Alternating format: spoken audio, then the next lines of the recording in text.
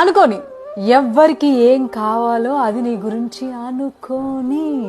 ఎవరన్నా ఒక పర్సన్ వచ్చి నీ గురించి వాళ్ళు ఇది చెప్పారు, లేదంటే నీ గురించి వాళ్ళు ఇలా అనుకుంటున్నారు, లేదంటే నీ గురించి నాకు ఒక విషయం తెలిసింది, ఇదంట కదా, అదంట కదా, ఇలా అంట కదా, అలా అంట కదా అని అంటే వాళ్ళకి క్లియర్గా నువ్వు చెప్పే అవును అనుకోని, దానికి ఇంకొంచెం యాడ్ చేసుకుని కూడా నువ్వు కూడా అనుకో, ప్రాబ్లమే లేదు.